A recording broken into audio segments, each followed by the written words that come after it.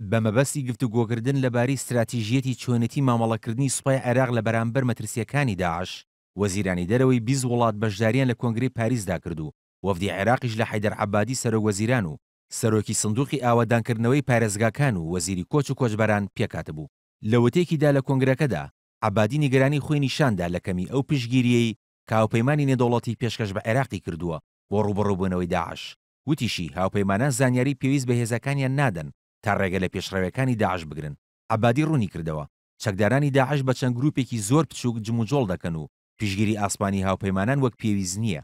وتیشی پێشڕەوەکانی داعش شکستی هەموو جیهانە، نەک عێراق بەتەنها.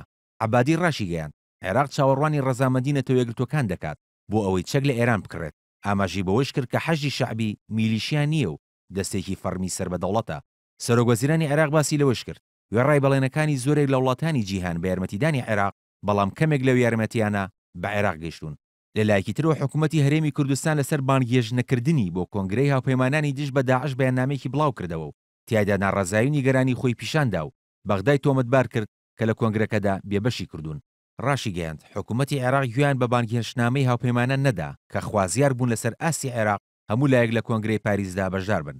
لە بەیاننامەکەدا ئاماژە بەوە دراوە دوای هەوڵەکانیان لەگەڵ وەزارەتی دەرەوە و نووسینگەی حەیدەر عەبادی بابەتی بەشداریکردنی وەفدی هەرێم لە کۆنگرەکەدا یەکلایی نەبووە.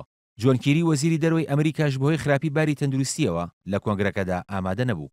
دوابەدوای کۆنگرەکە و لە کۆنفرانسێکی ڕۆژنامەنووسی هاوبەشدا لەگەڵ وەزیری دەرەوەی فەڕەنسا و نوێنەری ئەمریکا، حەیدەر عەبادی ڕایگەیاند داعش تەنها مەترسی نییە بۆ عێراق، بەڵکو مەترسیە بۆ سەر هەموو جیهان.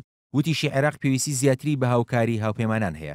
نوێنەری ئەمریکاش تاکیدی کردەوە لەگەڵ هێزە کوردیەکان هەماهەنگی باشیان هەیە.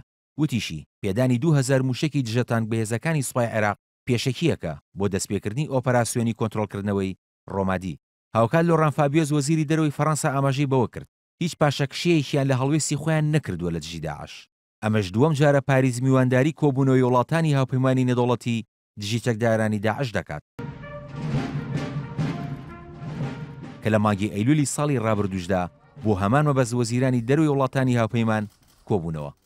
عەبادی هەوڵیدا لە ڕێگەی کۆنگرەکەوە پشگیری نێودەوڵەتی زیاتر لە ڕووی کۆمەکی سەربازیەوە بۆ عێراق دەستەبەر بکات.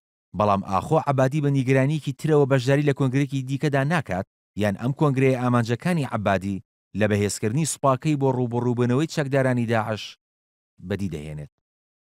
کاروان شێخ موحسین، NRT